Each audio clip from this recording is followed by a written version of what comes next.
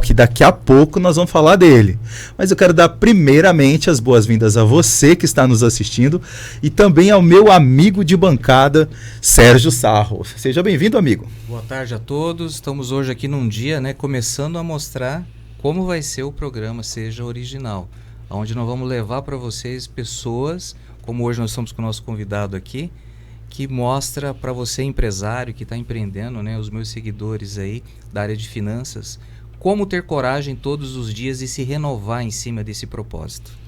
E eu quero deixar aqui para você o nosso pedido. Compartilhe, curte o nosso canal, toque no sininho, gente. Esse canal, ele foi feito para você, só que nós precisamos de você. Com certeza é você que faz esse canal crescer, dando essa força para a gente, fazendo a nossa mensagem chegar. É para vocês que a gente faz com muito carinho e queremos que você se sinta cada vez mais interagindo com a gente. Você pode interagir pela internet, pelo YouTube e também você vai poder daqui a pouco interagir também por outros meios das redes sociais, tá bom? Mas agora, se você quiser, você pode ir comentando, participando e fazendo parte desse que é o programa para expressar a nossa originalidade realmente. O nosso convidado de hoje é muito especial. Ele é uma pessoa de jornada, de coragem, e a gente quer trazer uma visão, ou talvez até uma versão bem diferenciada dele. Diferente dos outros programas, onde nós apresentamos os nossos convidados, aqui é de um jeito original. A gente quer que a pessoa diga a sua versão original de si, de falar de si mesmo, na verdade. Por isso eu quero que todos aqui se sintam profundamente integrados e conectados com o nosso amigo Regino. Seja bem-vindo, Regino. É uma alegria estar com você. Claro, vocês vão saber mais um pouco do Regino, mas Regino, fala assim um pouco de você, o que você tem para dizer para nós sobre você, e daqui a pouco a nossa entrevista corre e vai correr muito bem.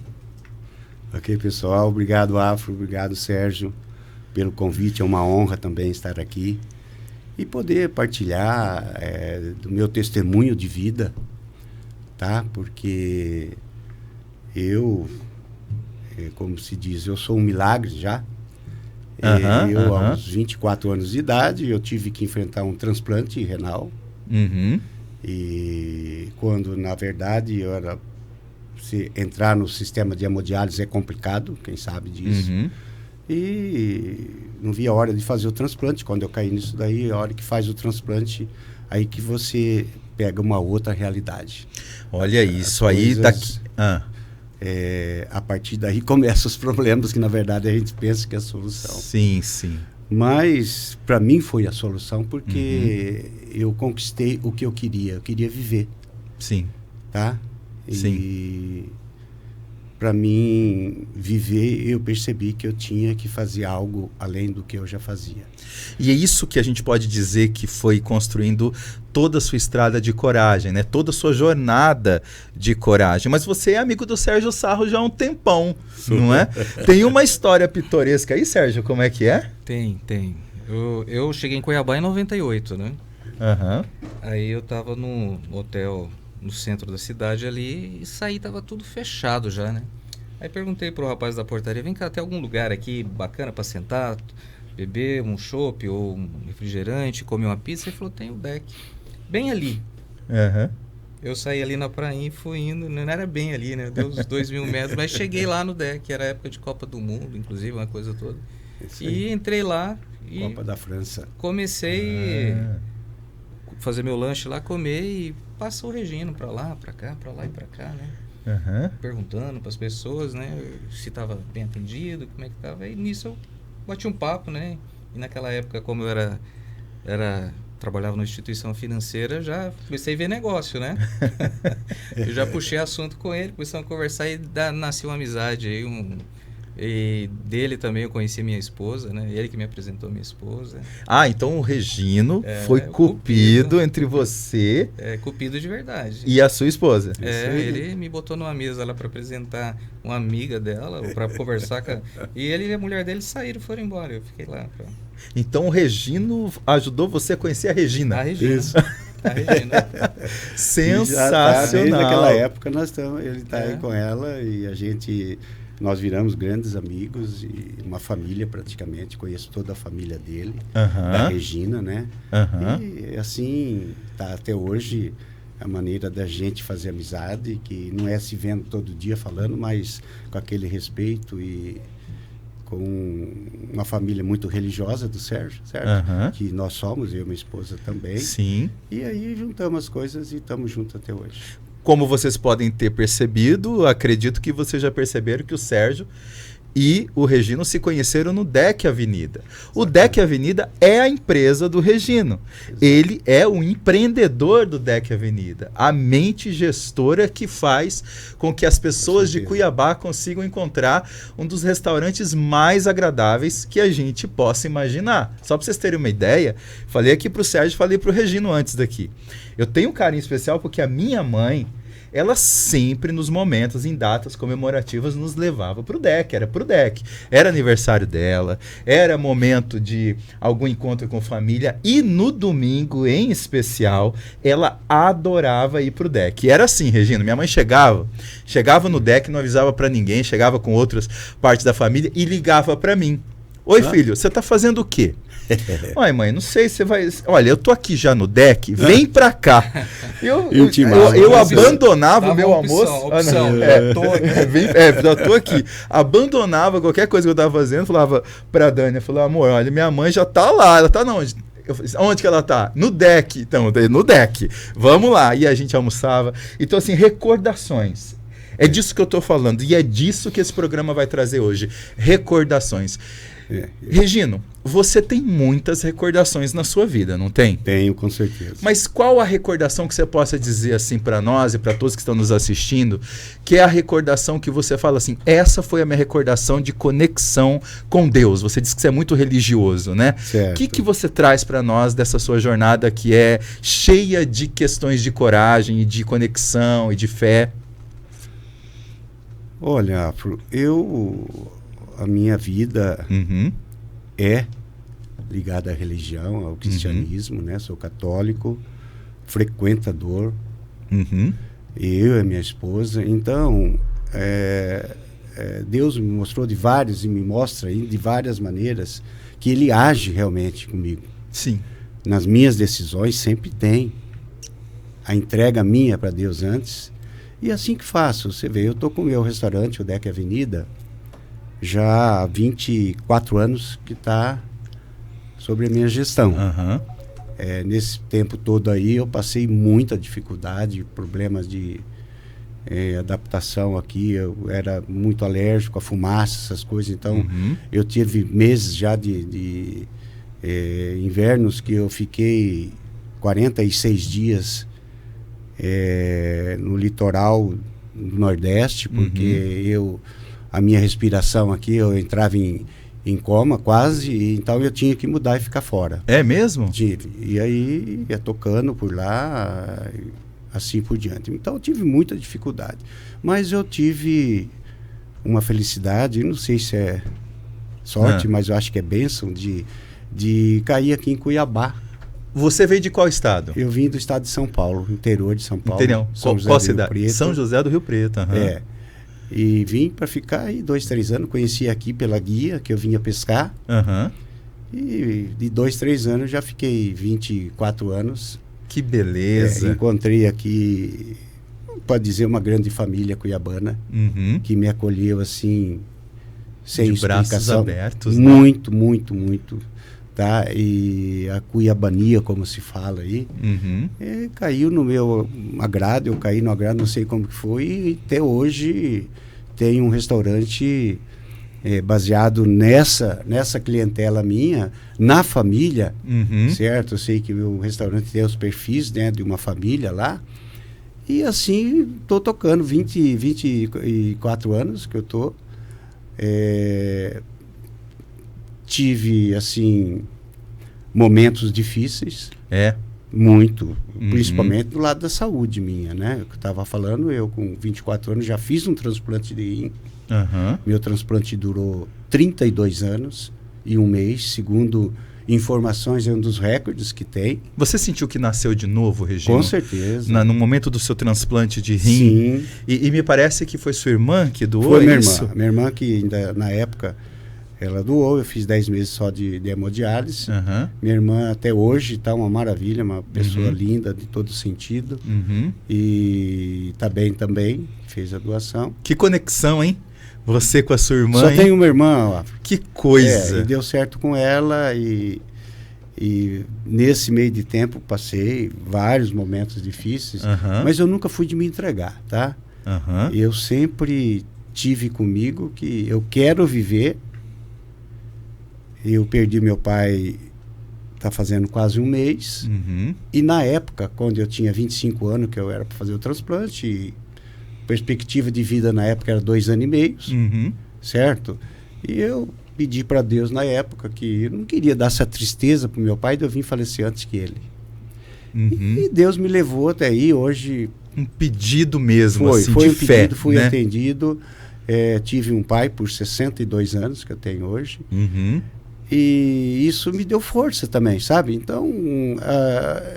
o pai, quando é um exemplo, é um farol na nossa vida, com né, certeza. Regino? Meu pai foi...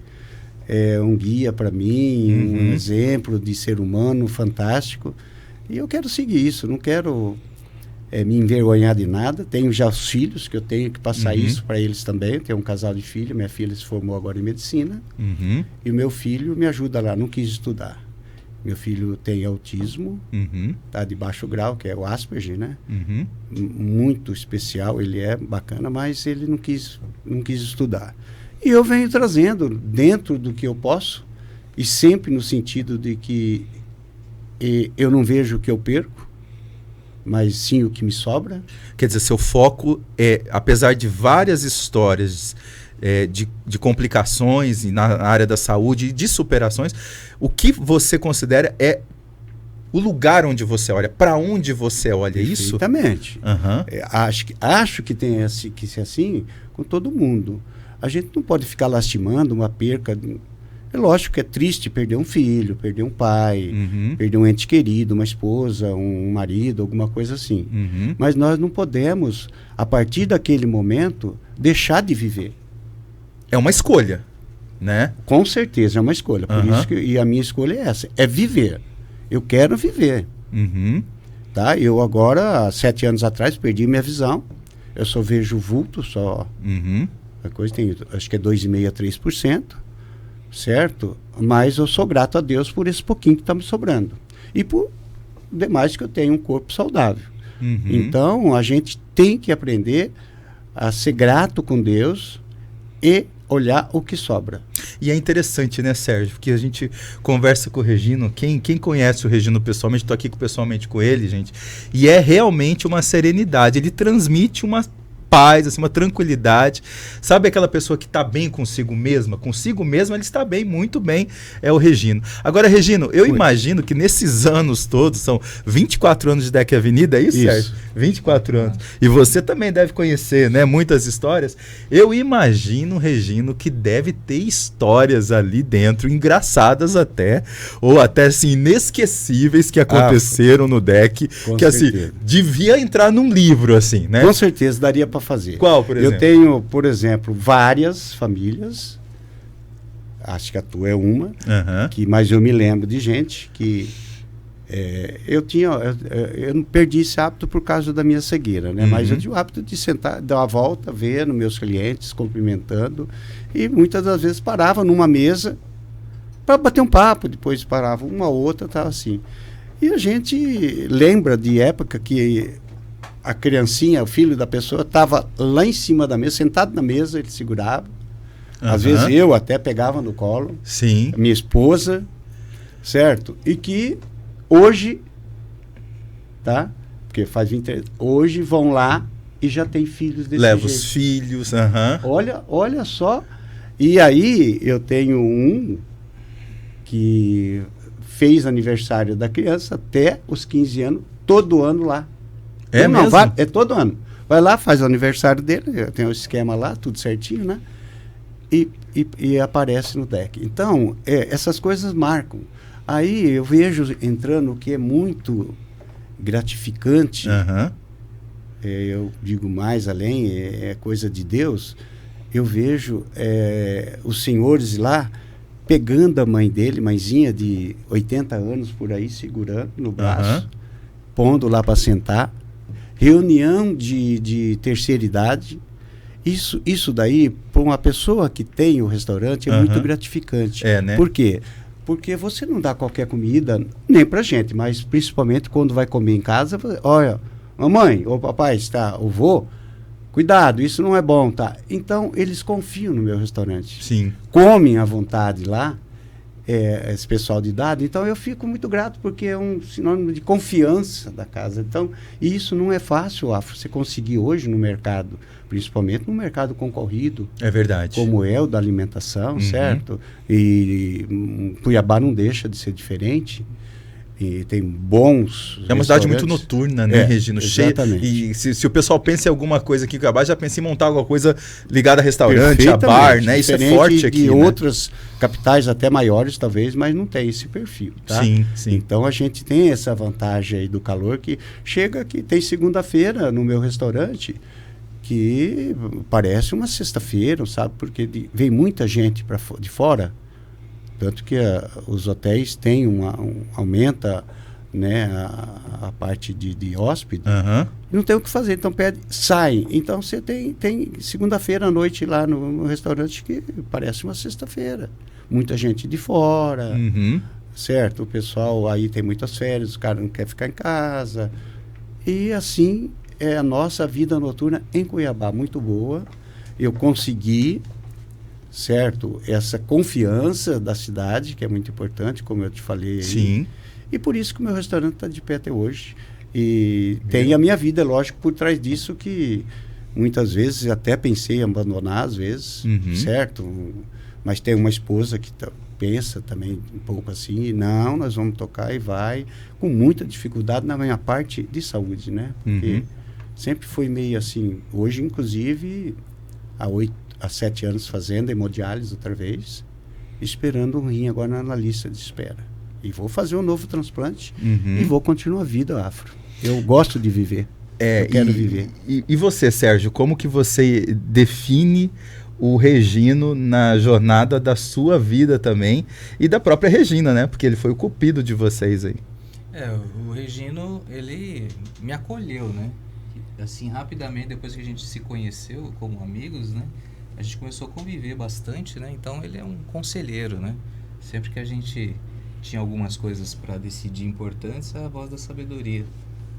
Sempre recorri, nós tínhamos outro amigo muito em comum, que era o seu Alvanir, né?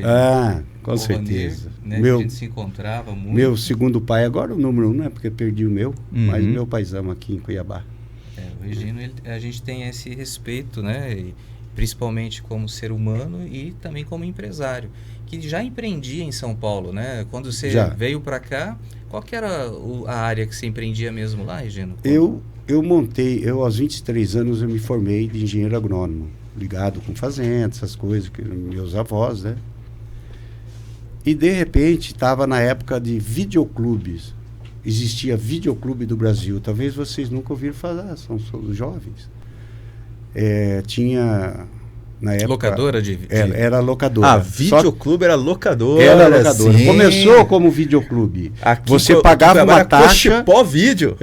Que isso. Você não alugava. Agora a gente é na CVC, na Cochipó Vídeo. Isso mesmo. Você pagava uma taxa por mês para ir lá buscar a hora que... tinha que entregar rebobinada. Porque se você não entregasse rebobinada... E eu ficava bravo, porque eu nunca lembrava de rebobinar. Aí eu chegava com um dia de atraso, que tinha que pagar a taxa. E não era rebobinado, tinha que pagar a taxa.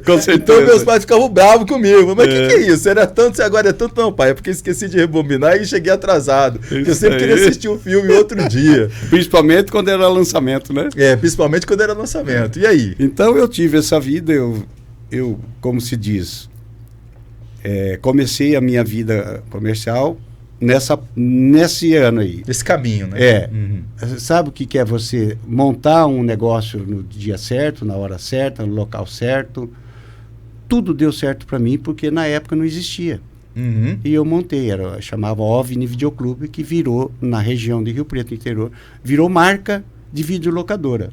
OVNI? OVNI virou Mas marca. isso aqui que eu queria perguntar. Olha que nome interessante. OVNI. Pois é. OVNI locador. Aí ele vem para Cuiabá e monta DEC. Não, esse é um nome diferente. Não tem DEC. De onde que ele tirou DEC? Não, o DEC, né? quando eu vi... A inspiração é pescaria ou não? É DEC não, de pescaria? Não, o DEC, quando eu vim, fazia 7 meses que ele existia. Ah, já existia o nome DEC. Existia. Entendi. E aí, na época, outra história, eu vim para comprar o tal de papagaio grill. Aí nós não negociamos por pouco valor. Eu tinha um sócio na época. E aí nós vimos lá, já estava em plena decadência, ia fechar.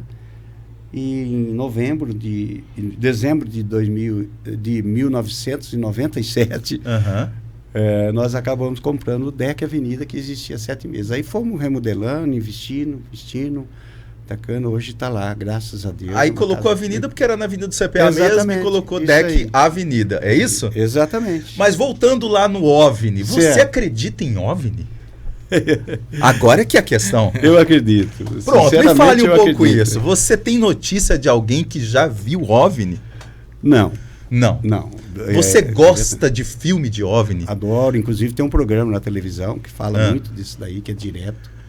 Eu não lembro o canal agora, porque eu vou passando e encontro ele, né?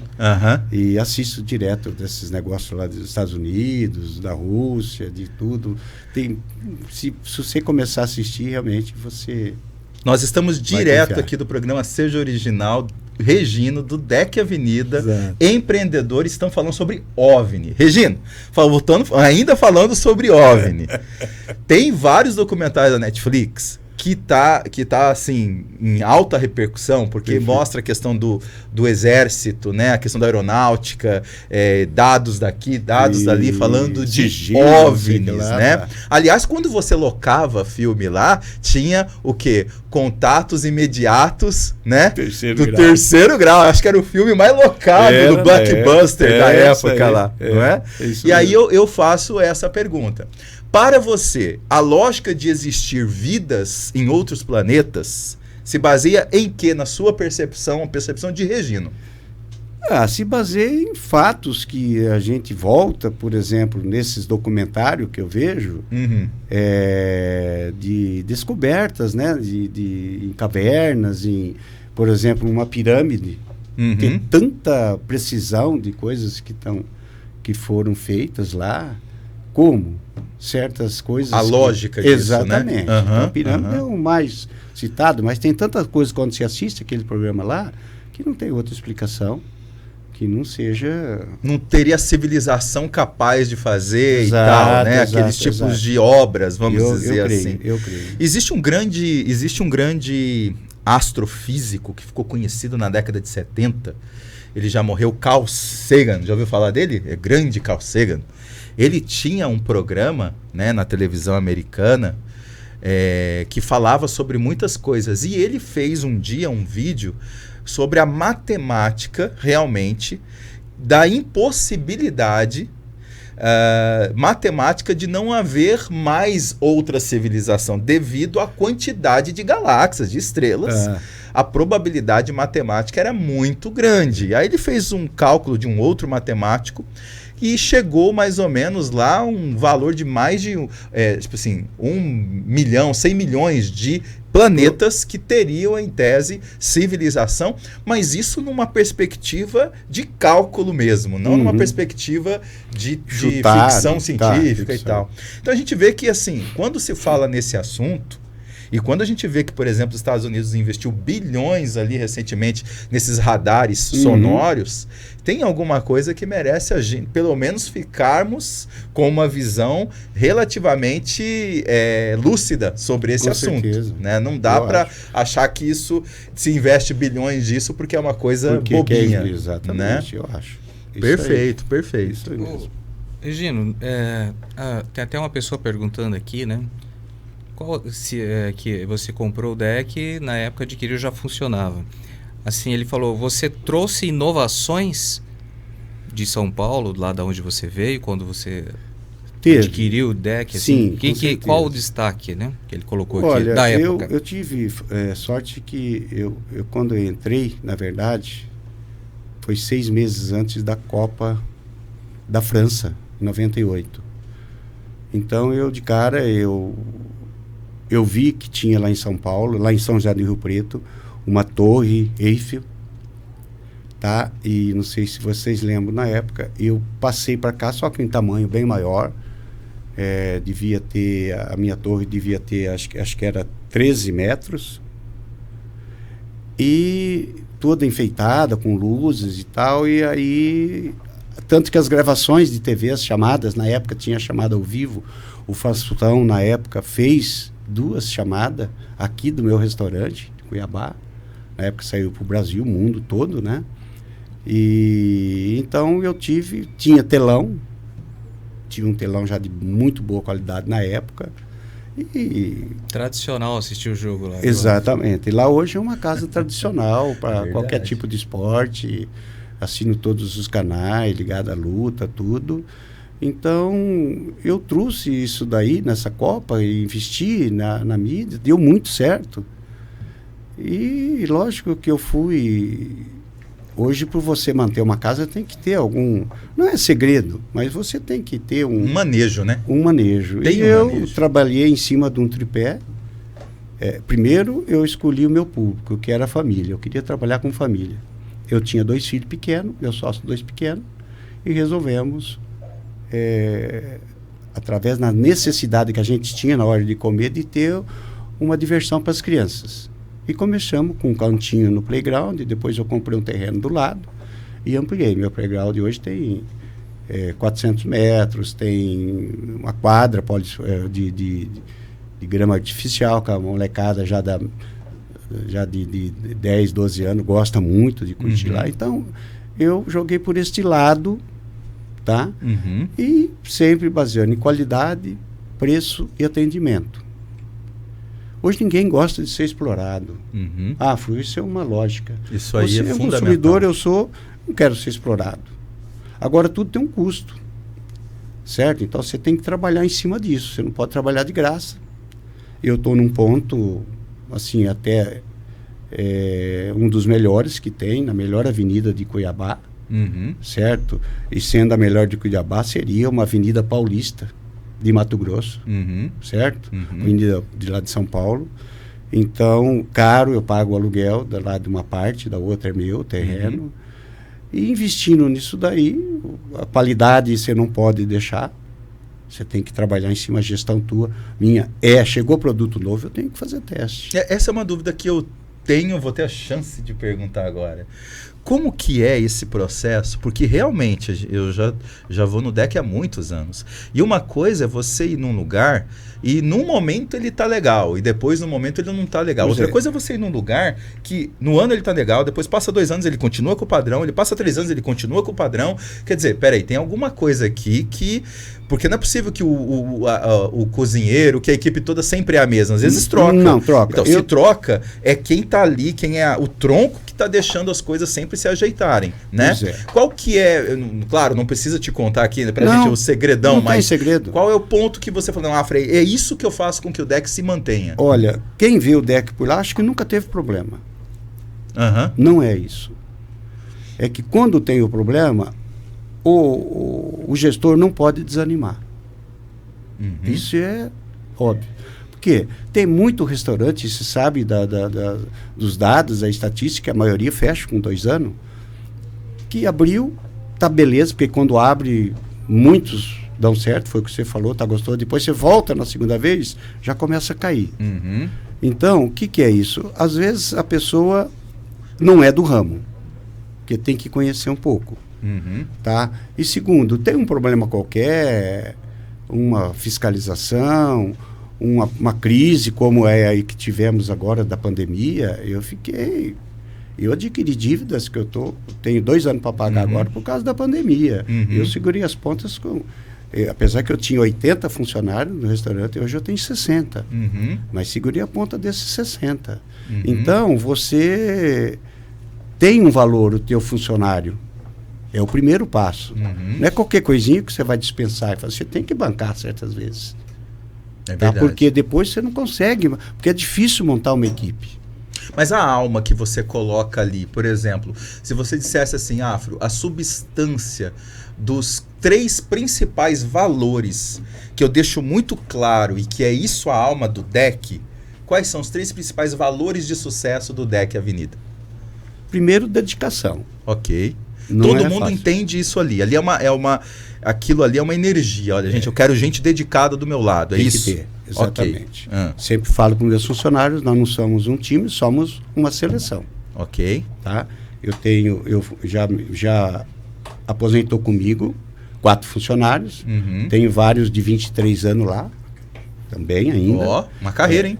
Sim, eu tenho inclusive o cozinheiro, o chefe meu vai se aposentar agora e quer continuar trabalhando. Olha que interessante. Então, pelo menos os principais, vamos supor, o gerenciamento, você não pode ficar mudando muito. Isso é o segundo segredo. Então, a dedicação. Então podemos chamar de estabilidade. Então, isso, você tem dedicação. Que segurar e bancar certas vezes, porque tem um funcionário, um chefe, por exemplo, o salário dele não é como qualquer para pegar. Só que é o seguinte, num aperto, o primeiro que o cara faz é isso aí. É, né? Dispensa. Aí que tá Aí contrata já por metade do preço. Então, aí que dá aquela oscilação de qualidade no negócio. Porque em vez dele sustentar a equipe de base, não, ele dispensa a equipe de base. Exatamente. Né? Entendi. Exatamente. Então, nós estamos falando de dedicação, quer dizer, a energia de todo mundo. Você não gosta de gente ali molenga do seu lado. Não. Tem que ser dedicado. Né? E não sou eu que faço a seleção, são meus próprios funcionários. Fulano, eu tive agora, hoje estou dispensando uma pessoa da cozinha. Que foi eles que pediram. É tipo a equipe, olha, parece que não está na nossa família. Exatamente. Eles já sabem que tem uma linguagem. Eu estou nesse ponto há tempo que é assim. Certo. E o terceiro que eu diria, o DEC você sabe que tem fama de comer bem. Sim. Pratos são fartos. E é mesmo. Tá? Nossa, eu tenho prato que eu falo que é para 2 pessoas, mas come 4 lá muitas vezes. Agora eu não posso falar que come 4 pessoas, porque de repente eu falo, você está falando 4... Então eu prefiro sobrar, eu falo porque é abundante o nosso prato. Então, como você tem esse padrão, então eu prezo pro padrão. O padrão não é só na mão de obra, é também nos pratos. Então aqui a gente está falando de dedicação, nós estamos falando de estabilidade e nós estamos falando dessa questão do esmero da comida, da qualidade do produto mesmo em si, né? Exato. Porque tem muita gente que no aperto ou sobe um preço. Você sabe que nós tivemos uma inflação, ainda não significa tanto o que eu passei com carnes. Você chega num final de ano aí, por exemplo, que é normal subir a picanha, o filé. Nessa crise agora, chegou o preço meu dobrar. Fala que tem inflação. Chegou a dobrar o preço. E meu preço de cardápio não é toda hora que você pode ficar mudando. Sim, lá na ponta final dá um efeito enorme, né? Subiu lá e tem muita oscilação.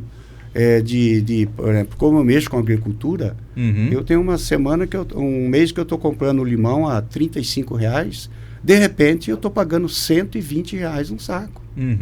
Aí é laranja, aí vem verduras, aí vem legumes, tomate.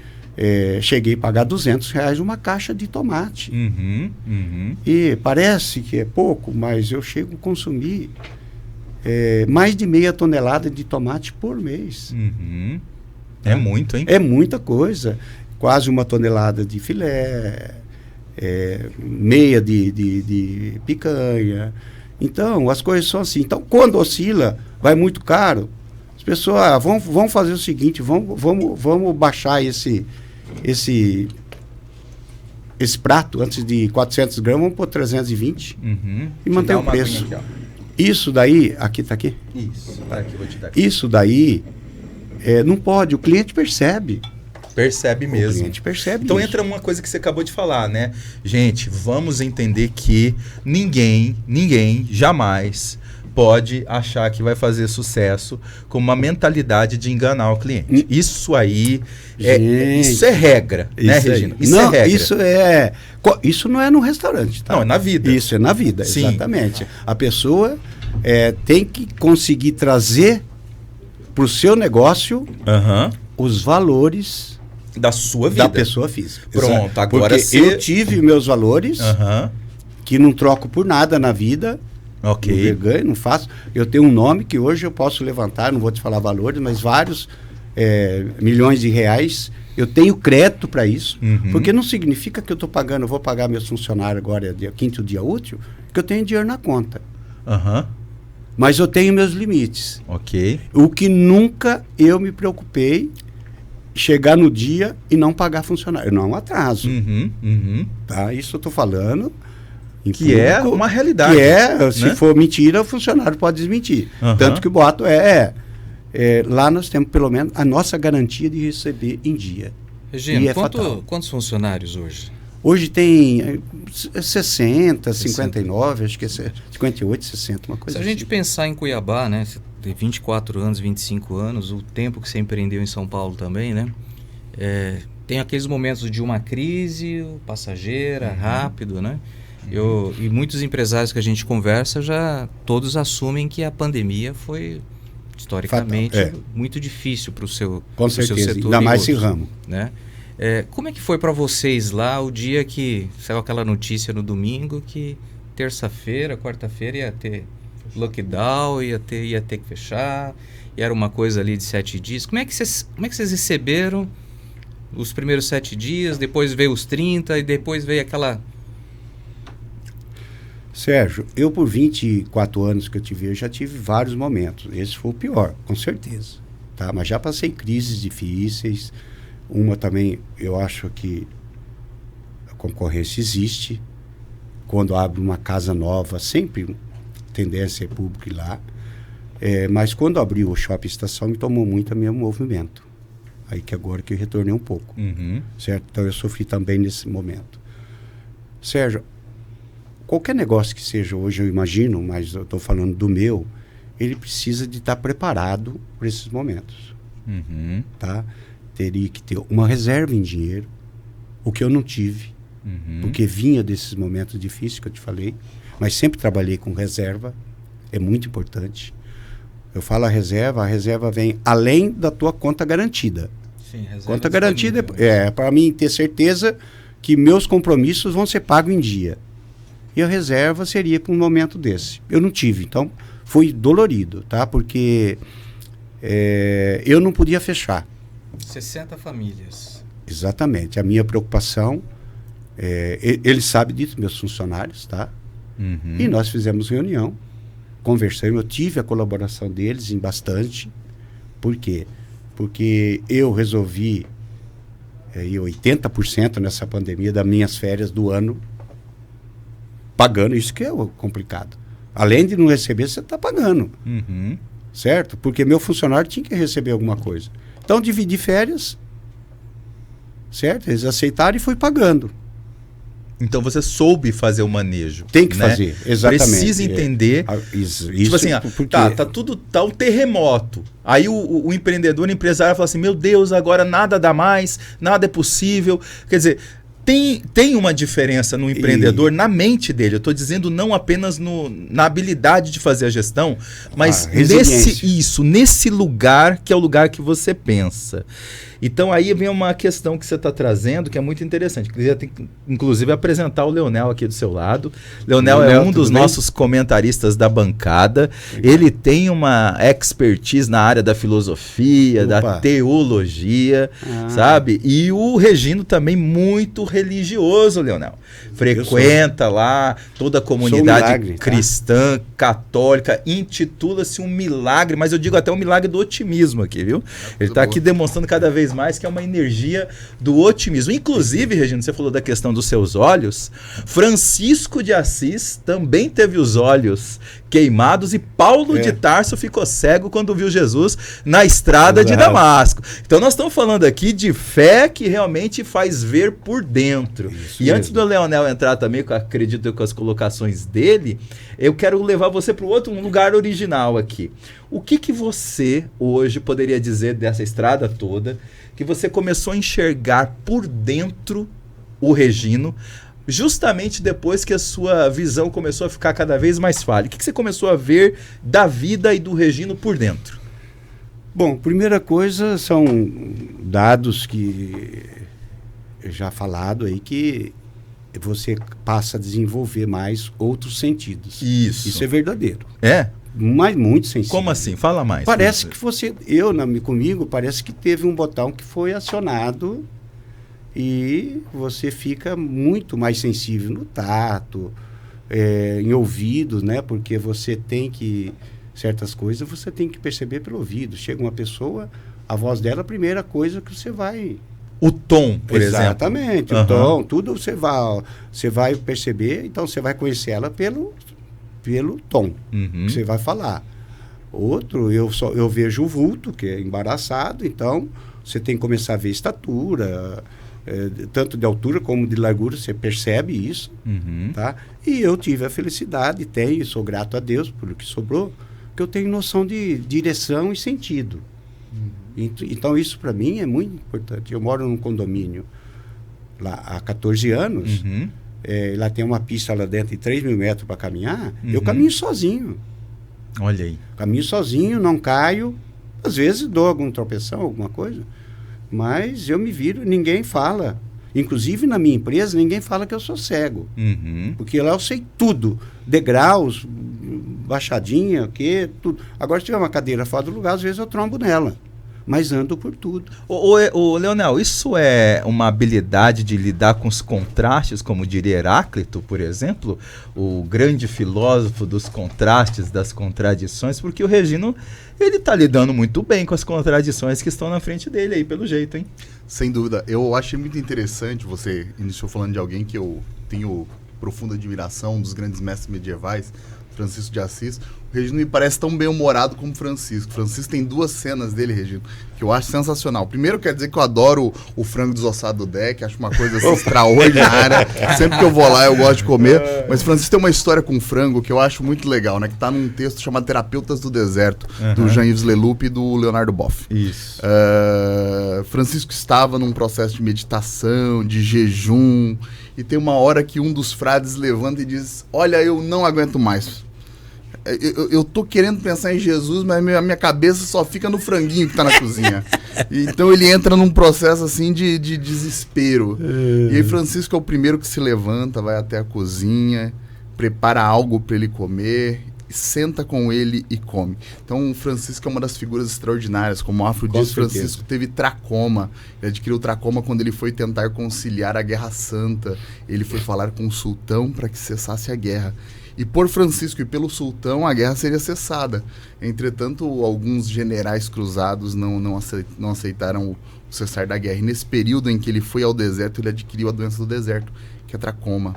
Francisco se ajoelha diante do fogo em brasa. A história conta que Frei Leão, um dos seguidores de Francisco, desmaia quando o ferro em brasa vai tocar-lhe os olhos. Olha. E Francisco diz: irmão fogo, seja gentil comigo, pois eu nunca lhe quis mal.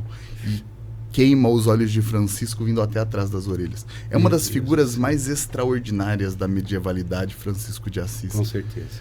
Mas eu achei muito interessante quando você falou da ciência dos contrários, porque às vezes, num mundo assim, ainda mais com esse processo pandêmico em que de fato está tudo muito caro, eu brinco, eu falo que eu adoro cozinha.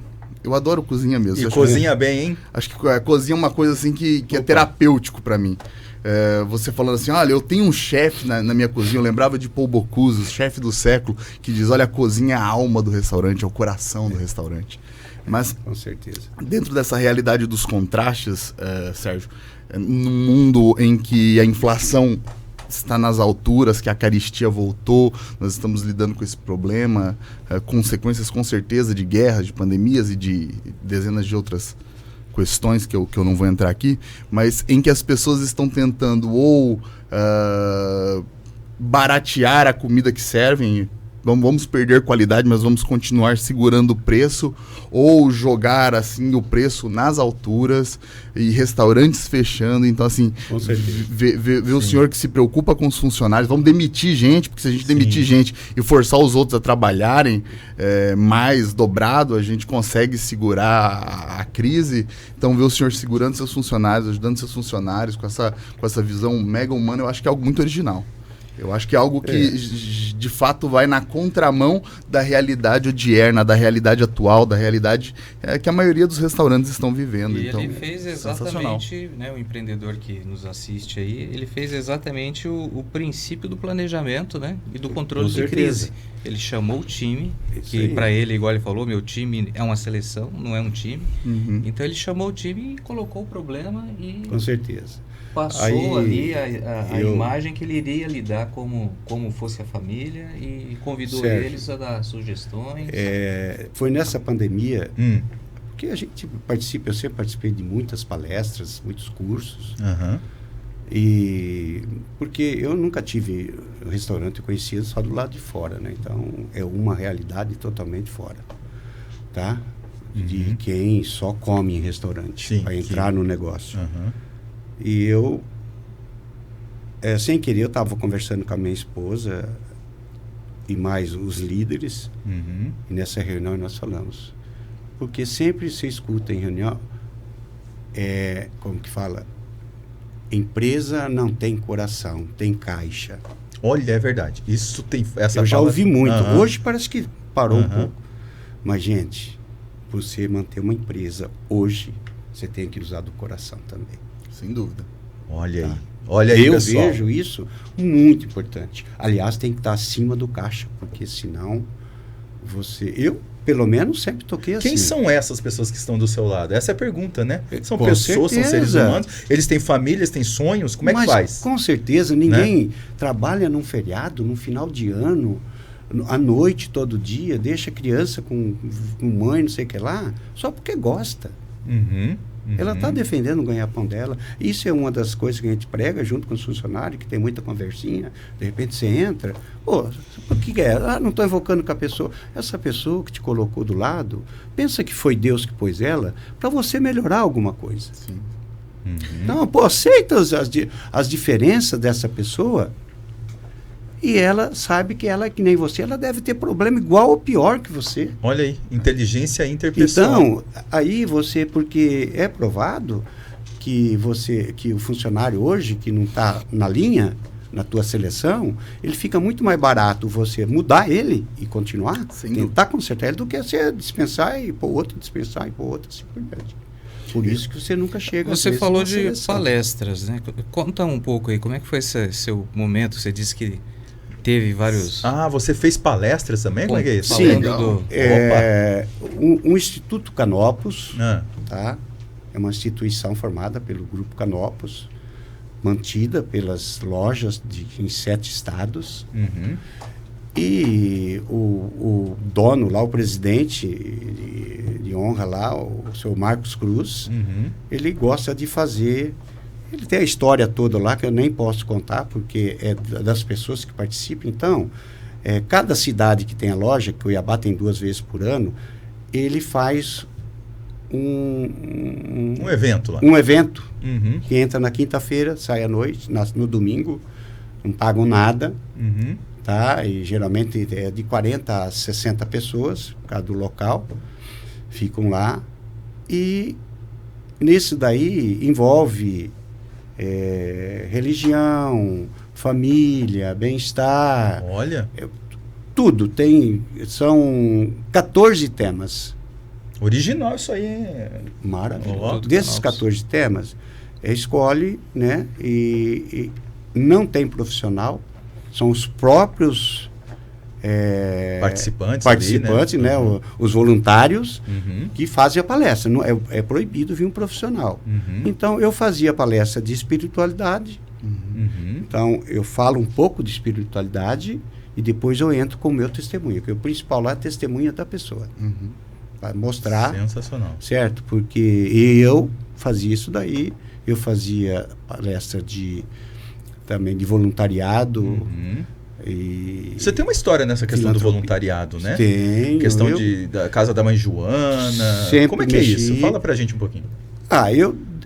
Desde que eu peguei a minha segunda vida, com 25 anos, que eu já estava com transplante pronto, eu comecei a querer retribuir a minha parte que eu tive na minha segunda vida, certo? E comecei, então, tudo que a entidade nós pegávamos, meus aniversários eu comemorei muitas vezes aqui no Asilo Bom Jesus, fazia lá, fazia churrasco, nós mesmos, chamava os amigos, que eu ainda não falei, porque ninguém faz nada, ninguém é nada na vida hoje sem amigos. Parentes você tem, tudo bem, mas amigos, eu tenho uma amizade aqui em Cuiabá, que não é grande, tem muitos colegas, lógico, conhecimento no restaurante, mas meus amigos são poucos, o Sérgio é um deles. É coisa assim... Para se guardar debaixo de 7 chaves. Milton Nascimento, ele tá certo com a música, né, Regina? Para mim, uns amigos que eu tenho aqui, que pode ser assunto para um próximo debate, é coisa fantástica o que fizeram já por mim, que a gente faz nesse grupo. Então, eu fazia esses aniversários, nós brincava, inclusive vou descontrair um pouquinho, aqui no Bom Jesus, parece que tem ainda hoje, eu perdi minha visão, mas tinha uma senhora lá que chamava Cangaceira, o apelido dela. Ela tinha até uns bigodinhos assim, braba, que brava. Então ela tinha uma história lá do marido dela, que judiava muito e tal, e ela sentada na ponta. E já tinha me falado, cuidado que ela dá tapa e faz assim. Eu esqueci, eu levei um copo de refrigerante para a mulher e fui dar para ela. Rapaz, eu tomei um tapa, porque nunca foi um tapa tão bem feito. Você falou, refrigerante voou para todo lado. A Maria Bonita tá aqui, o Lampião deve estar também, não é possível. Aí, olha só o que é os amigos. Eu peguei um amigo e falei, Jonil, vem aqui. Aquela senhora lá da ponta, sacanagem. Eu falei, ela quer refrigerante, leva lá, leva uma Fanta e uma Coca e vê qual que ela vai querer. Qual? Aquela da ponta. Ah, tá bom. Ah, ó, só que ela é surda, tá? Fala bem pertinho. Não acredito. Olha, eu só vi a vira-volta dele assim, só cara. Deu tapão. Refrigerante voando. Olha, foi uma teste de paciência, né? Vamos testar quem está com paciência no trabalho voluntário, né? É bem isso. É isso mesmo. Então, eu tenho várias. Eu sempre gostei, trabalhos e fazia palestra. Aqui tem uma entidade que eu ajudei bastante, aqui era terapêutica, aqui na guia, que tinha várias pessoas lá dentro, e a gente pegava doações, levava uma vez do instituto, levei uma caminhonete com, acho que tinha uns 1.200 quilos de coisa, despejei lá dentro para eles, era muito carente, aí a gente vivia fazendo coisa lá, um churrasquinho, um cachorro quente, e junto com isso, a gente lia a Bíblia para eles, tá? Aquela parte, eu fazia o meu testemunho de vida, porque eu acho que eu ajudei muita gente nesse sentido. As pessoas hoje em dia, acho que foi sempre, desistem muito fácil das coisas, tem medo do sofrimento. A gente, uma dos segredos é não ter medo do sofrimento. Olha que interessante isso, hein? Gente, você que está aí ouvindo, não tenha medo do sofrimento. É São João da Cruz que fala sobre isso também? São João da Cruz traz isso. Mas assim, é muito interessante isso que o senhor diz, porque do ponto de vista teológico, teve um bispo que morreu há pouco tempo, Dom Henrique Soares da Costa, ele diz que os mosteiros mais radicais, eles nunca estiveram tão cheios, Sérgio. Nunca houve tantas pessoas querendo seguir a vida religiosa. Entretanto, os jovens de hoje em dia são frouxos. Se empolgam, mas quando se defrontam com o sofrimento, eles recuam. Eles desistem, eles abandonam. Então, ver alguém que de fato abraça... São João da Cruz tem um texto belíssimo. É claro que São João da Cruz fala de um sofrimento do ponto de vista teológico e espiritual, talvez um tanto quanto que é psicológico, que é a questão dele com a existência de Deus, né? A tradição católica e até protestante apresenta que muitas figuras religiosas, quando elas alcançam um determinado nível de proximidade com as letras sagradas, de proximidade com Deus mesmo, eles experimentam o que São João da Cruz chamava de a noite escura da alma. Interessante. Essa experiência em que Deus testa através do sofrimento, através da dor, através de não enxergar o sol, como diz a Santa Teresinha. Eu vejo nuvens, mas não vejo o sol, mas sei que o sol está lá, entende? Essa experiência de ser testado nas convicções religiosas. Mas eu acho que algo ainda mais interessante, eu vejo ele com o escapulário, seria um texto que se encontra no cânon católico, o cânon da Septuaginta, um texto belíssimo, que é o texto do Eclesiástico. na qual o salmista diz algo que eu acho sensacional. Ele diz assim, que é pelo fogo que se testa o ouro e a prata, e os homens afáveis a Deus, os homens tementes num sentido mais teológico, né? Temor é ter medo de agir contra Deus, agir fora das leis de Deus. Então, quando fala o temor de Deus, Paulo falava muito do temor de Deus, as pessoas pensam que o temor de Deus é ter medo de Deus. Não é ter medo de Deus, é ter medo de sair das leis de Deus, de se equivocar. Então o salmista diz que são os homens tementes a Deus, também são testados pelo fogo e pelo cadinho da humilhação. É uma coisa que eu acho sensacional. Então, eu acho que isso daí é uma das, eu não diria segredo, mas uma das dicas, né, para a pessoa realmente ser original, porque você não pode... Quando eu perdi minha visão, porque eu tinha perdido essa vista, essa aqui estava boa, fui no médico e ele aplicou uma injeção e eu tirei o tapão daí 4, 5 horas e eu não cheguei mais nada. Aí eu fui para São Paulo, uma capital, lá no médico, e fiquei pensando lá sozinho, fiquei 5 dias lá com a minha esposa. E ficou pensando o quê? Agora que é a questão. O que você ficou pensando? Eu pensei pouco, porque logo eu tive uma resposta. Vamos lá. Eu estava na janela e lá era o meu apartamento lá, que é do meu cunhado, era bem pertinho do aeroporto de Congonhas, então era passando o avião tudo certinho, e eu ouvi o barulho. Mas não via ele. Sim. Não sei se uma pessoa, porque eu nunca fiquei naquela janela quando eu enxergava. Se via, mas eu acho que dava para ver. Aí passavam os aviões e eu tive esse pensamento, meu Deus, como estava? Por quê? Que eu fiquei cego. Mas não estava questionando no sentido de rebeldia, né? Eu queria saber. Sim. E imediatamente... Mas assim, foi rápido e eu até mudei já meu sistema, eu já comecei. A minha esposa falou, o que aconteceu? Eu já estava mais alegre e tudo.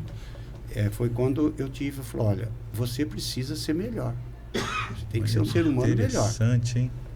Então eu preciso ser melhor. Eu sei que é difícil você, de uma hora para outra, você mudar teu sistema, tudo certinho, mas eu tinha que ser melhor em vários sentidos, tenho que ser ainda melhor em vários sentidos. Isso é tão profundo, porque em Atos dos Apóstolos diz exatamente isso.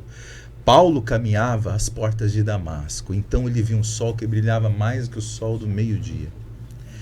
E ali uma voz lhe pergunta, Saulo, Saulo, por quê? Ó o porquê que você fez. Mas a pergunta ia direcionada a ele, por que me persegues? E você, por que estou cego? Em psicologia, a gente diz o seguinte, por que é uma pergunta complexa em várias linhas, né? Tem linhas que dizem que facilita, tem linhas que dificulta, mas em linhas gerais a gente pode dizer assim, o porquê é a busca de uma causa. Né? Nós queremos saber a origem disso, né? Exatamente onde tudo começou. Por quê? O para quê é uma pergunta que direciona a gente para o propósito, ó. Para que eu estou passando por isso? Né? Com qual finalidade? E por que eu estou passando por isso? Qual que é a causa? Me dá o início de tudo. Ó. Então você fez essa pergunta. Você fez a pergunta que direcionou você para a origem. Por que eu estou cego? E aí veio uma resposta, que aí a psicologia vai dizer na linha junguiana é o self, o outro vai dizer na linha mais... transpessoal, que é o ser essencial, e a outra vai dizer que é uma ideia que veio, enfim. Mas aí a religiosidade vai dizer a força do Espírito Santo, entende? Então, mas o fato é que veio uma resposta. E a resposta foi para você se tornar uma pessoa melhor. Saulo tem essa resposta de certa forma. Ele levanta e naquele momento perguntam a ele, o que queres? Olha, quanto a vocês, faça o que quiser. Eu não pertenço mais a mim mesmo. Então, de certa forma, isso tem a ver com o que você experimentou, não tem? Eu acho. É mais ou menos por aí. É lógico que... mais, devido às proporções, claro. E a gente, tendo essas respostas...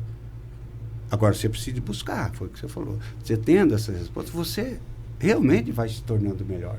E você vê que você tem tanta coisa para ser melhor ainda. Como marido, como pai, como filho, que eu ainda tenho a minha mãe viva, como um patrão, como um vizinho, sabe? Tem tudo isso daí que você sabe que, puta, isso eu tô devendo quanto a isso. Aí você vê que você não é nada, que você tem que melhorar tudo, você entendeu? Você considera que o seu software de autopercepção, né? A gente coloca esse símbolo, né? Seu software interno de autopercepção, ele está bem mais aprimorado? Eu acho que sim, principalmente em certas áreas, certo? Que na parte da sensibilidade, principalmente. Sim, sensibilidade, assim, eu falo no tudo, por exemplo, de tratamento com minha esposa, de tratamento com funcionário, tratamento como ser humano. Ok. Tá? Como um cristão que eu quero ser. E quem que é a Dona Carmen para você? Agora que vem. Quem é esta mulher que ao seu lado significa muita coisa? E a gente quer saber de você o quem é ela para você. Primeiro, só um resumo, é um presente de Deus para mim. Tá? Eu achava que não ia casar mais, porque na época a perspectiva de vida 2 anos e meio, logo em seguida eu comecei a namorar ela e aí você vê no que deu ainda. Estou querendo mais um transplante para mim viver mais. Então, uma esposa que sempre está lá para me dar um cutucão, um safanão. Acorda, bicho, o que é isso? E ela faz isso, literalmente. Eu não sei, de repente eu tenho meus momentos de tristeza, como todo mundo. De abatimento. Tem, de abatimento. E talvez eu sairia até disso, logo como eu saí muitas vezes antes de conhecer ela, tudo. Mas, de repente, ela... mas tipo assim, dá um empurrão mesmo. O que é? Passou por tantos problemas piores que esse. O que está acontecendo? Porque eu sempre falo, a gente também, além de não ter medo do sofrimento, nós não podemos querer ser ou ficar sendo vítima de qualquer coisinha. Isso é um mal do ser humano. É sensacional. Tá, eu quero se fazer de vítima de qualquer coisinha. Não para com isso. Isso não é coisa de Deus. Então aí ela vem com essa palavra aí. O que você quer? Você está querendo judiar de mim? Está querendo fazer o quê? Tá, não sei o que lá. Ela tira você desse lugar de conforto. Cara, aí dá aquela chamada de atenção, que eu costumo também fazer nas minhas palestras, essas coisas para os pessoal. E eu dou uma acordada e logo já está mudando. E é assim, a pessoa está se desistindo fácil das coisas. Em todo sentido, na igreja, na religião. Tá? E uma pessoa sem uma religião, eu falo porque eu sou um milagre, certo? Ela não vai conseguir chegar onde precisa. Ela tem que ter esse amparo, com certeza, que é a parte mais importante da gente. Isso tem que levar em tudo. Eu tenho lá com meus funcionários, existem reuniões constantes de líderes, que é só sobre uma oração, ler uma parte da Bíblia. E lá, de católico, tem um canto, mas a maioria é evangélico, todos, lógico, o cristianismo, né? Mas faz as reuniões dele, tudo lá certinho, tudo na amizade, tudo como se fosse uma religião só. Lá eu tenho, que ainda isso também é uma benção, porque eu tenho lá japonês, negro, branco, eu tenho homossexual, eu tenho lésbica, eu tenho casal lá que não era e é contra. Não, mas é contra você começar a ter namorado lá, namorada, não, casal, o que seja for, porque é complicado. Mas mesmo assim, tem gente que se forma lá dentro, os funcionários são bons, continua. Isso não é motivo. A gente chega e fala, teu relacionamento, até que não afeta a empresa, vocês podem ficar aí tranquilo. E Sérgio, só para passar para você, mas assim, ou para o Leonel, mas assim, que ele falou uma coisa que me lembrou. Tem um mundialmente conhecido palestrante chamado Nick Vujicic, seria essa a tradução. E ele ou Vujicic, mas eu acho que seria essa a tradução, enfim. Ele não tem nem os 2 braços e ele não tem nem as 2 pernas. Não sei se você lembra dele. Ele é mundialmente conhecido. E a frase que ele diz assim, a pior de todas, o medo é a pior de todas as deficiências. Com certeza. O medo é a maior de todas as deficiências. Mais ou menos isso que ele coloca. E vamos pegar isso que ele está trazendo e o que você está trazendo agora, e está casando, ó. Pois é, eu tenho um problema muito mais do que vocês. Eu já dependo de outro transplante para mim sobreviver e peço a Deus direto e agradeço por esse pouquinho de visão que eu tenho. Mas eu tenho problema perto desse cara? A gente olha a luta desse cara quando era jovem. Hoje ele está conhecido também. Mas e antes? Quantos problemas esse cara passou? Venceu. E casou, tem filho. Pois é. Então, aí você vai reclamar da tua esposa porque ela fala alto, porque fala um negocinho? Você vai reclamar do teu vizinho porque tem um barulho lá, não sei o que lá? Você vai reclamar de um funcionário teu porque fez um negócio errado lá e vai mandar embora? Você vai parar de trabalhar ou de querer viver porque você tem um probleminha qualquer de coisa, que seja um câncer, uma coisa assim? Não é justo. Quais são as escolhas? Então, você quer viver ou você quer morrer, vamos dizer? Porque existe muito morto-vivo aí. Então, o segredo para resolver um problema, número 1, é primeiro entendê-lo. Sim. Depois... Com certeza, com certeza. Mas, Zafra, eu acho sensacional que ele consegue resumir com a vida, né? Que é mais interessante, aquela frase do Sartre. Que o Sartre diz, não importa o que a vida fez com você, importa o que você faz com o que a vida fez de você. Perfeitamente. Eu optei por isso daí, certo? Vou lá na minha máquina, eu vejo gente, quando começa lá uma hemodiálise, dá soco na máquina, chuta a máquina. Pô, eu sem ninguém perceber, eu dou uma alisadinha. Fica com raiva da máquina? Fica. Olha.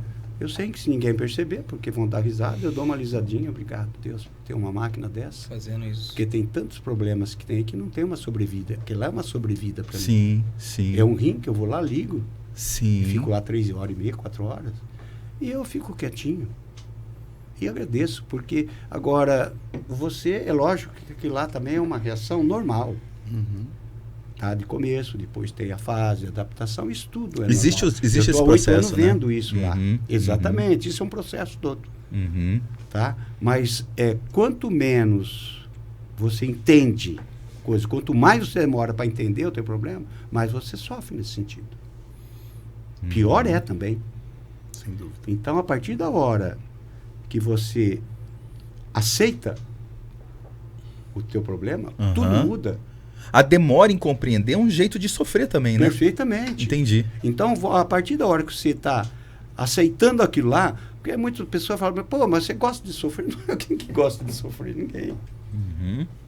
Mas eu acolho aquilo lá e que lá vai servindo de degraus para mim subindo na minha vida pessoal, na minha vida com Deus, que eu tenho muito degraus para subir ainda. Certo? E peço a Deus que não me tire logo, porque senão eu não devo ter o céu ainda. E quero ter, meu objetivo é o céu. Sensacional. Ô Regino, vamos. Dessa forma, né, que você colocou em 2, 3 minutos você nos responder, você passa bastante, né, esse lado para o funcionário, talvez para o fornecedor, né? E existe uma máxima fora, né, no ambiente aberto, que o varejo troca de fornecedor rápido, troca de colaborador, para poder manter talvez um preço melhor, trocando, buscando. Como que é isso para você na história do DEC? A sua retenção, seus funcionários estão há muito tempo com você? Você tem fornecedor que é o mesmo ainda num determinado item desde quando você começou? Tenho, certo. Esse é um depoimento interessante de você. Tenho e dou valor nisso. Tá? Quanto mais antigo para mim, melhor. Porque eu acho que a pessoa... Existe muito malandragem hoje, a gente tem que tomar cuidado com isso. Nas entregas de bebida, por exemplo, se não tiver uma conferência séria, você perde cada vez 1, 2 caixas. Eles levam, dão cano mesmo. Então você precisa de ver. Agora eu tenho já 24 anos comigo, pessoa que lava a toalha, não mudei. Pessoas que entregam uma farinha de mandioca, pessoa que entrega um filé, isso fornecedores, né? Mas vários que eu não lembro. Verdura, entrega um pão. Eu fiquei 19 anos com uma pessoa só entregando pão. Hoje eu tenho, desde quando nasci, vários que eu citei aí, que ainda estão comigo. Legal. Eu gosto de trabalhar assim porque me inspira confiança. Porque a hora que chega um papelzinho lá para mim pagar, eu tenho certeza que aquele cara entregou aquele produto naquela quantidade e na qualidade que eu preciso. Então isso dá uma segurança e para mim trabalhar. E cada um vai chegando num ponto que pouca coisa você vai mudando. Porque eu tenho um comprador, eu tenho chefe de todos os setores. Eu fiquei agora que meu pai estava ruim, fiquei 40 dias fora da minha empresa, ficou do mesmo jeito. Só por telefone. Aí eu vou até só entrar, porque a hora voou. Já voou, né? Viu só? Já foi. Eu tenho que ir para hemodiálise agora. Ele tem que hora que tem hemodiálise dele? Daqui a pouco nós vamos sair. Eu vou fazer minha consideração final, né? Vamos fechando aqui, porque eu ainda quero fazer um pedido para ele. É impressionante, né, que nós estamos vendo aqui, que vale aquilo, né? Relações duradouras, né? Então, a gente vê que o empreendedor que está conosco hoje, ele tem relações duradouras com os funcionários, relação duradoura com os seus fornecedores, com os parceiros, com os amigos, e isso refletiu, né, que a originalidade dele transferiu para as mesas, transfere para o cliente, e o cliente tem uma relação duradoura com ele, né, pelas inovações também, mas por essa energia, né? Sim. Então fica a grande dica, principalmente acho que hoje eu da minha parte, nós tivemos aqui o depoimento do planejamento, né? Da maior crise que ele passou do ponto de vista de negócio, que foi a pandemia, e a saída dele do primeiro dia do problema foi chamar a equipe e ouvir a equipe e se colocar também como é que era a posição dele para juntos vencer aquele problema que não estava tendo o destino de quantos dias ou quanto tempo, né? Então fica a grande dica, faça o planejamento, não faça de dentro para a sala dos funcionários, da sua sala para deles. Tem que ser da deles para a sua e junto com eles. Com certeza. Obrigado para quem está conosco até agora. Deixar a bancada também fazer as considerações. Obrigado, Regino, por estar aqui conosco. Tá? Conta comigo, tá? Obrigado. Eu achei extraordinário do ponto de vista filosófico, moral, teológico, esse processo de resignação que o senhor apresenta, de resiliência diante da dor, é algo muito característico dos grandes homens. Figuras como Irmã Dulce, como o Mahatma Gandhi, que o Afro conhece muito bem a história dele, o homem que cai no trem, naquela hora cai o Mohandas, mas se levanta o Mahatma, a figura que diante do sofrimento não se cala, sabe, mas transcende. Figuras como Viktor Frankl, que conseguem transpor a dor, conseguem transpor a dificuldade. Falamos dele no último podcast, você não assistiu, está aí no nosso canal do YouTube, se inscreva, curte aí o nosso canal. Mas são figuras extraordinárias, que elas conseguem de fato, num processo de resignação profunda, encontrarem o sentido na dor, encontrarem um sentido para além da dor, um sentido que as auxilia a romperem o processo que as aprisiona na dor. Então eu achei assim uma aula de cristandade, uma aula de moral, essa conversa que nós tivemos, entende? Essa forma como o senhor é resignado diante do sofrimento. O senhor disse algo que eu achei belíssimo, porque eu gosto muito de uma figura da história. De longe, o meu grande santo de devoção é São Francisco de Assis. Eu tenho profunda devoção por São Francisco, mas eu gosto muito de uma freirinha carmelita chamada Teresa de Lisieux. E Teresa de Lisieux, ela consegue experienciar essa intensidade de amor, essa intensidade que transcende as nossas questões corriqueiras. Ela busca amar até nas questões corriqueiras. E quando o senhor disse uma frase muito interessante, o senhor disse assim: eu quero viver um pouco mais porque eu quero o céu. O que eu quero é o céu, eu quero alcançar este estado de felicidade, de bem-aventurança. E eu me recordo e finalizo com um poema belíssimo de Teresa de Lisieux, que ela diz assim: dirás-me o mundo, cessa de cantar, não percas teu perfume, tua vida utilmente procuras empregar. E ela diz: amar-te, Jesus, que perda fecunda, todos os meus perfumes são teus para sempre. Essa figura que não cessa de buscar aquilo que lhe traz sentido. Jesus é o sentido da vida de Teresa de Lisieux. E se o céu for o seu sentido, eu não tenho dúvidas que o senhor vai continuar superando esse processo de sofrimento, de dor, de hemodiálise. Eu digo que eu tive 3 grandes amigos, tenho 2 aqui agora, que o Afro conheço um pouco mais tempo, Sérgio, estou formando amizade com o Sérgio, mas eu tive 3 grandes amigos e um deles fazia hemodiálise. E o senhor me lembra muito ele, João Carlos Pomponi, porque eu nunca ouvi reclamar da máquina. Pelo contrário, o homem levava agulhada todo dia. Eu falava, eu estaria xingando a máquina e dando bicuda. Ele falou, eu amo aquela máquina, porque aquela máquina me faz continuar a ver os olhos das minhas filhas, a ver os olhos do meu filho, entende? Então é extraordinário. Muito emocionante esse momento.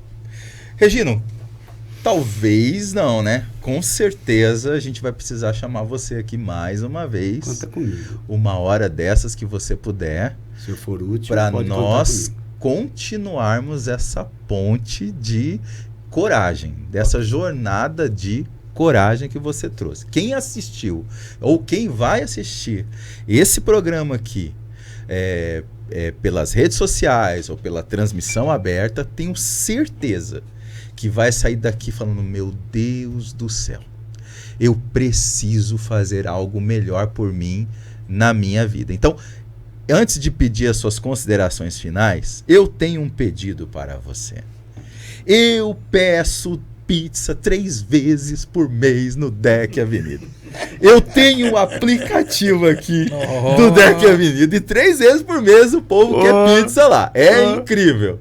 Certo. Então, se você achar que é possível, veja lá a possibilidade de ter Sprite zero. É só isso que eu queria. Cara, se puder ter Sprite zero, pode ter certeza que a partir de terça-feira que vem já tem. Vai ter Sprite zero. Obrigado, Regino. Te garanto. Regino, porque a minha esposa adora Coca, né? E tem Coca, lá tem a Coca, pode pedir com a Coca. Mas eu falei, puxa, eu queria tanto uma Sprite zero. Então, com certeza vai ter, tá? Então, é isso. Tá, okay. Mas assim, além da brincadeira, claro que talvez, e é verdade também, mas a gente quer deixar você bem à vontade para deixar a sua mensagem aqui para todo mundo.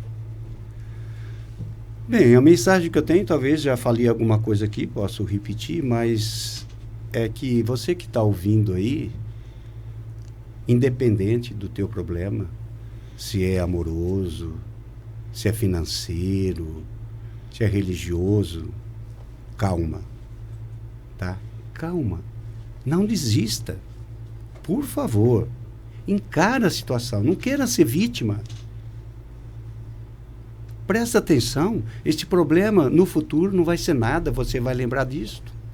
Se você tem um problema sério de saúde, calma. Essa saúde não é o fim, não veio para te matar. Essa enfermidade veio para te colocar mais perto de Deus. Você precisa de ver o que você pode melhorar. Encara dessa maneira, escolha a vida, não a morte. Viva. Se você perdeu um ente querido, como eu perdi meu pai agora, dá saudade, é triste, chorei muito, mas não se entrega por isso. Você vai ver que sobrou mais parente. Então, por favor, não queira ser vítima, não se entregue por qualquer momento, nunca tenha medo de nada, no empreendimento e na vida. Medo principalmente do sofrimento. Não mata, tá? Então, por favor, seja você mesma, seja original, tá? E em frente, com certeza você vai ser outra pessoa. Um beijo para você e fique com Deus. Sensacional. Muito bom. Gratidão, Regino.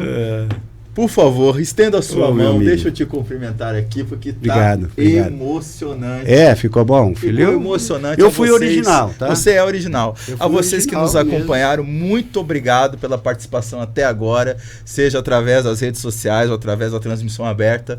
Saiba que nós estamos fazendo cada vez mais um programa para ficar cada vez mais interessante e transformador para você. Compartilhe, comente, mande seu recado, diga o que você acha que foi interessante neste nosso encontro agora e vamos partir para o nosso próximo encontro para você, quinta que vem ao vivo e na transmissão aberta. Vamos estar com vocês no nosso próximo programa, tá bom? Gratidão. É isso aí. Beleza.